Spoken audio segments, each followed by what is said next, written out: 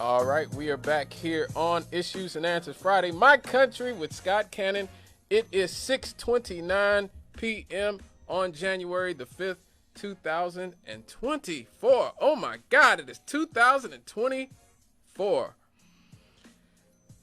Well, if you weren't paying much attention, folks, you might have missed a very, very important anniversary on January the 1st, 1804.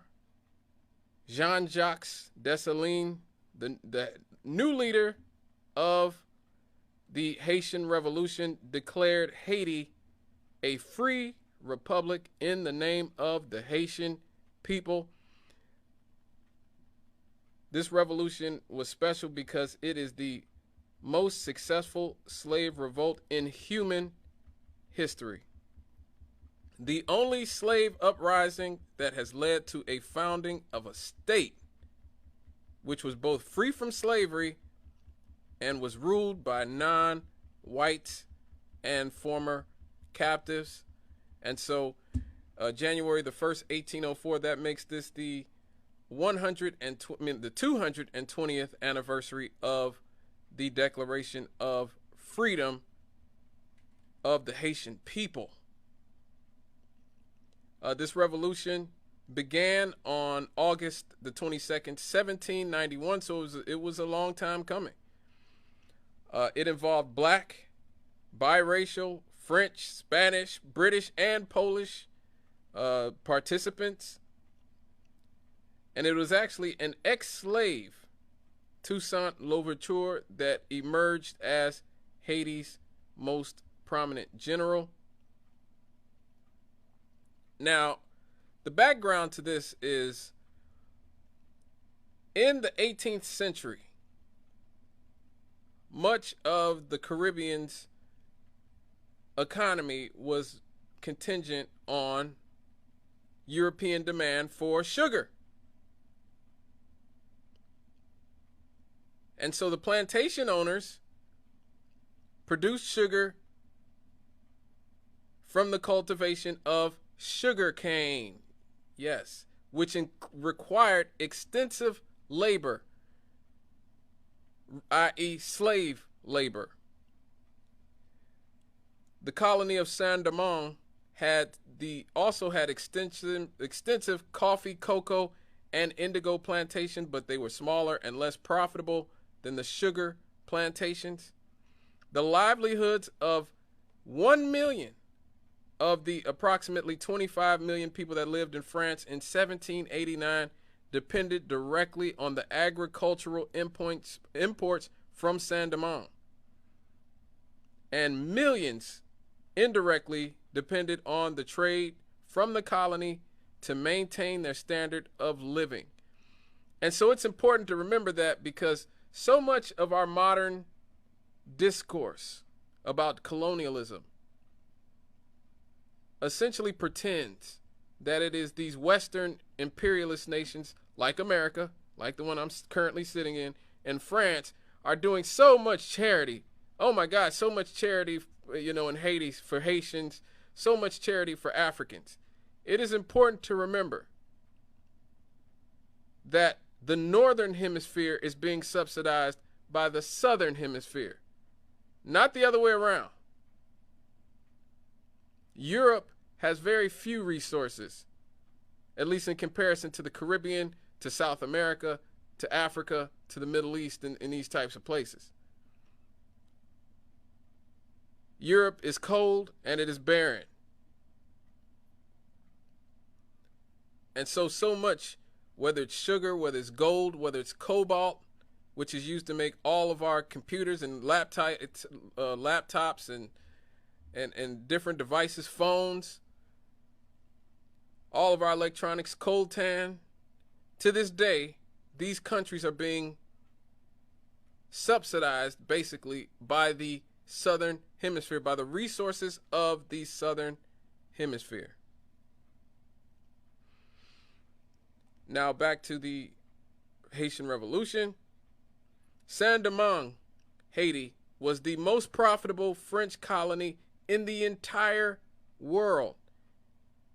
and was one of the most profitable of all European colonies in the 18th century. The slavery that was needed to uphold such a valuable commodity was so brutal. Diseases like malaria and yellow fever caused high mortality rates in the Caribbean sun in the hot climate. The death rate from yellow fever was such that at least 50% of the slaves from Africa died within a year of arriving to Haiti.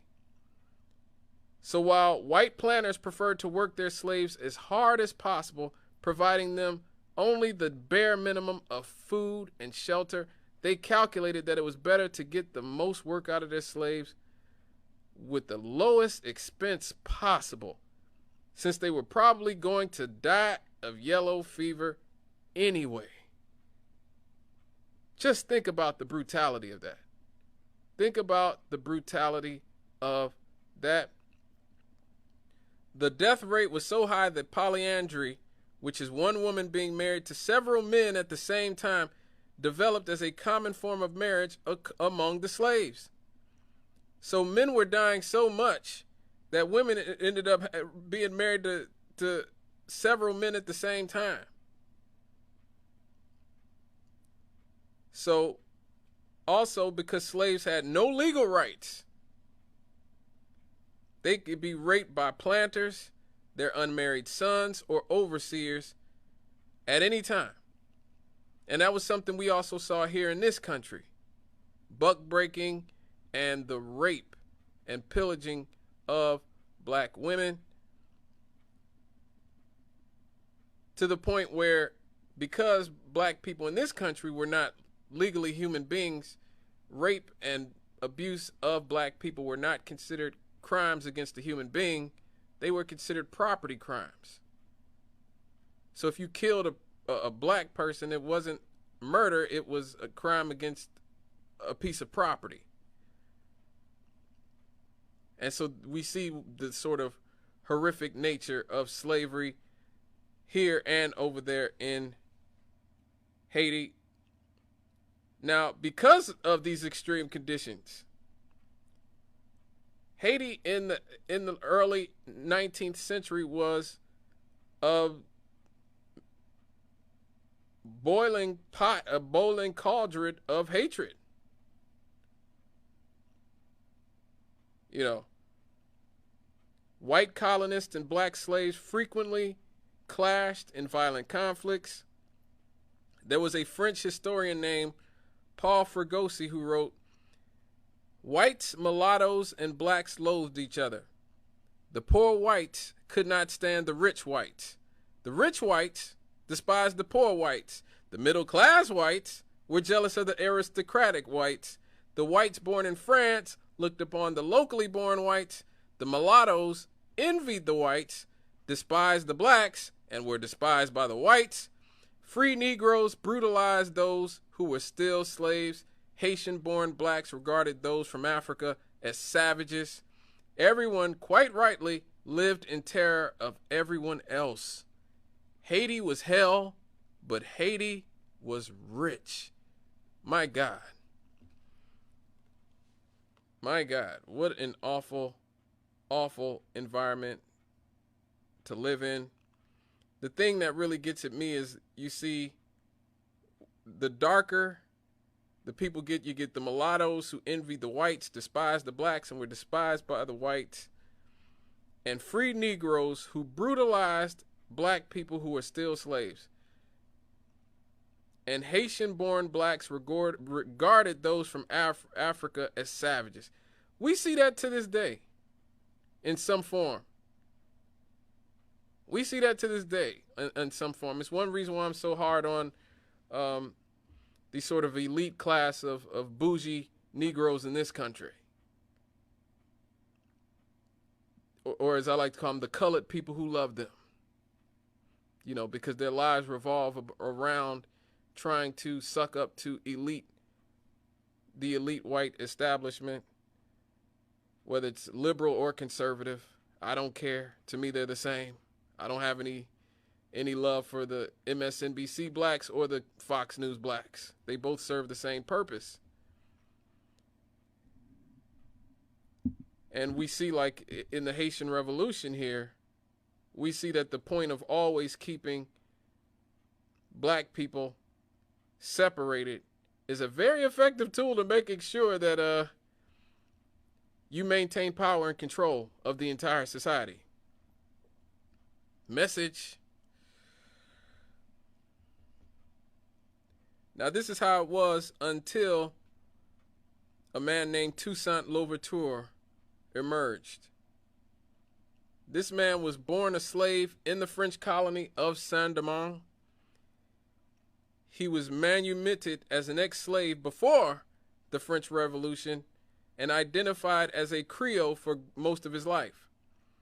During his time as an ex-slave, he became a salaried employee, an overseer of his former master's plantation, and later became a wealthy slave owner himself. Toussaint Louverture owned several coffee plantations at Petit Cormier, Grand Riviere, and Innery. So we see something very interesting here. We see a black man, well, who considered himself Creole, probably didn't consider himself black at the time, who, because he wasn't seen as one of the lower level or lower caste blacks, participated in the slave trade and exploited his own people. He was an overseer at his former master's plantation and became a wealthy slave owner himself.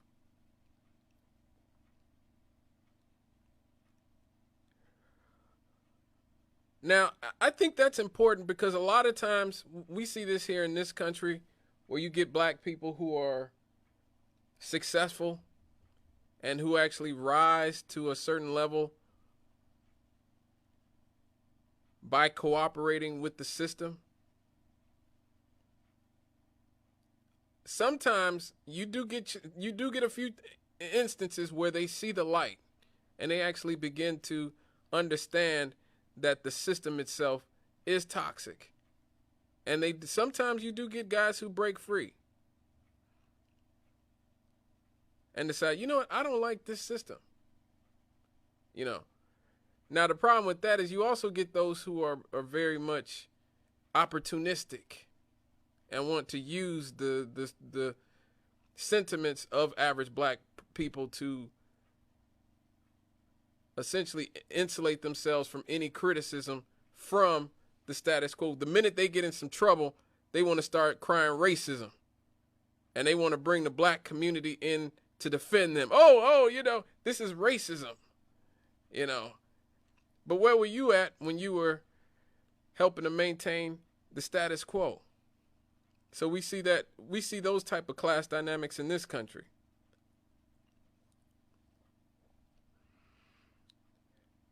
Now, the revolution was led by Toussaint Louverture until 1802, where he was invited to a parley of the French divisional general Jean-Baptiste Brunet, but was arrested upon his arrival. He was deported to France and was jailed at the Fort de Joux. He died in 1803. So he died before the final and most violent stage of the Haitian Revolution. But his achievements actually set the ground for the Haitian army's final victory. So we see a guy who we'd probably consider an Uncle Tom or a sellout by today's terms. I know a lot of people say you shouldn't call people Uncle Toms for whatever, but a sellout. Let's just go with a sellout who started out life as a sellout, who was almost 50 years old. A lot of people don't know that. Toussaint Louverture was about 50 years old once he became the leader of the Haitian Revolution. So he had been living within the system. He had been helping to maintain the system before he helped overthrow the system. Now, after him, the leader of the revolution became Jean-Jacques Dessalines, who was also born into slavery. But he was born in Cormier, a plantation near Grand Riviere du Nord in Saint-Domingue. He became the leader of the revolution and general chief of Les Armées Indigènes in 1803. His forces are the ones who defeated the French army at the Battle of Veritaris. I hope I'm not butchering these French words, these French names too much, in November of 1803. And Saint-Domingue was declared independent on November 29th, 1803. And on January the 1st, 1804, Dessalines, the new leader under the dictatorial 1805 Constitution, declared Haiti a free republic in the name of the Haitian people. Hallelujah. Now, he also ordered the 1804 Haitian genocide of the remaining French populations in Haiti, resulting in the deaths of between 3,000 and 5,000 people, including women and children, I have to say it, as well as thousands of refugees. Now, a lot of modern historians classify this massacre as a genocide due to its systemic nature. But he didn't kill everybody. He actually excluded the Poles who were there, the Polish legionnaires who had defected from the French Legion to become allied with the enslaved Africans, and as well as Germans who did not take part in the slave trade. He granted them full citizenship under the Constitution and classified them as black, along with the other Haitian citizens. So we actually see a similarity with Nat Turner, who, when he had his slave revolt in 1831, actually spared a lot of poor working class whites. When asked why, he said because they're basically niggas. You know, that's what he said. That's basically, they're basically on the same level as us. So he was very specific about the class of people that he wanted to get rid of, the slave owning class. And he understood that there were women and children who were slave owners and a part of the slave owning class as well. It is a very tragic situation, but it is what it is, as they say. Now, from this point on, Haiti was the first independent nation in Latin America, the first post-colonial independent black-led nation in the entire world, and the only nation whose independence was gained as a part of a successful slave rebellion. W.E.B. Du Bois said that the Haitian Revolution was the economic pressure without which the British Parliament would not have accepted abolitionism as readily. Other historians say that the Haitian Revolution inspired slave rebellions here in the United States, as well as the British colonies. The biggest slave revolt in U.S. history was the 1811 German Coast Uprising in Louisiana. We'll probably cover that at some point. The slave rebellion was put down, and the punishment the slaves received was so severe that no contemporary news reports about it exist. Yeah, we definitely got to talk about that in the near future. Now, Thomas Jefferson, who was a slaveholder himself, refused to establish diplomatic relations with Haiti. And matter of fact, the United States did not recognize Haiti until 1862. In the middle of the Civil War, I guess that would be Lincoln, and imposed an economic embargo on trade with Haiti that lasted for many years in an attempt to ensure the economic failure of the new republic. As Jefferson warned, he wanted Haiti to fail regarding a successful slave uprising. So Thomas Jefferson, one of our founding fathers, did everything in his power to make sure that Haiti was a failed republic. And so did many other Western imperialist nations, which is one of the reasons that Haiti's been in the predicament that it's been in and continues to be in. Being forced to actually repay the French. They had to actually repay the French for having the nerve to get free from slavery. Haiti was unable to finish paying off their debts until 1947. A lot of you were alive when Haiti finished paying off its debt for having the nerve to not wanting to be slaves.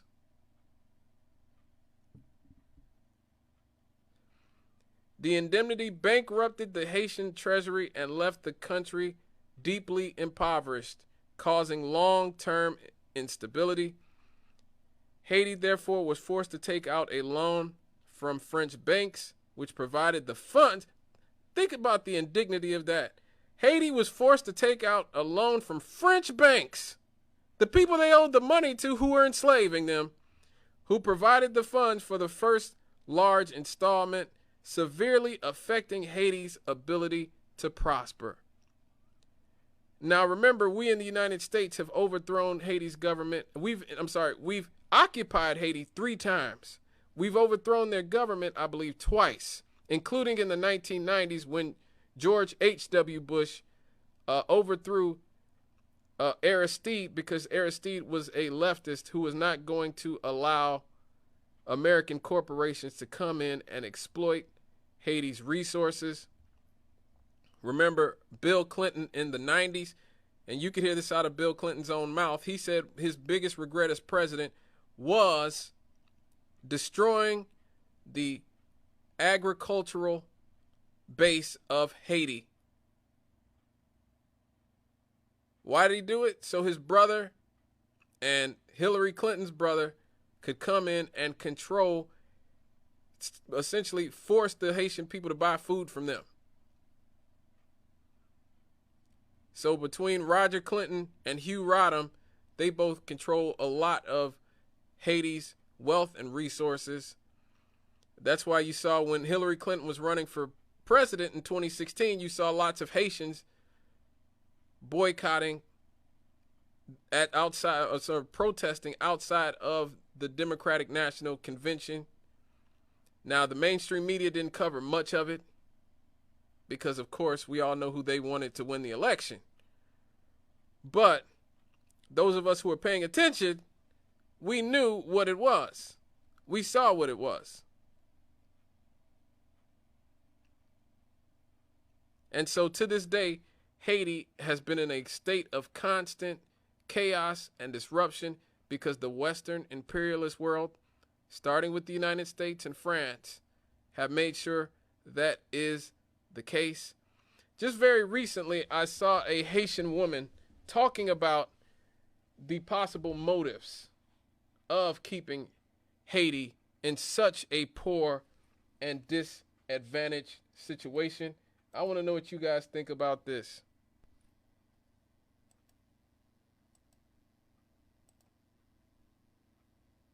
What is going on? Haiti has an extraterrestrial material that is found nowhere else in the world except South Africa, and it's the purest in Haiti. 65 million years ago, an asteroid landed in this space. We have an asteroid mountain in different places. It's the remain of this asteroid that is so heat resistant that they use for spacecrafts. 1 ton of Haiti's iridium is worth $45 billion. We have mountains of it. So what the UN occupation is that they put soldiers and private military contractors in UN uniforms. They're everywhere in Haiti, digging out the mountains. Since 1986, with the fall of Duvalier, the U.S. military has been taking out Haiti's iridium. They say we have 20 billion worth of gold, 8 billion worth of copper, 120 billion worth of oil, and this iridium, we have mountains of it. Yep, it's always about resources. That's what it's always about. So again, remember, when you hear about the Clinton Foundation or any of these Western imperialist organizations who are supposedly doing so much charity in Haiti or in Africa or any country, you know what it's really about. It's about getting their hands on those resources.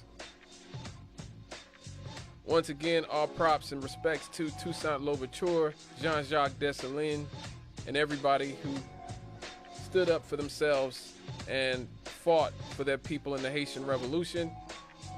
And to all those around the world who have been inspired and influenced by it, I think everyone should do as much research into the Haitian Revolution as possible, especially if you're black. So you can see that slavery is a state of mind. It is not permanent unless you let it be that way. All right, folks, when we get back, happy happies!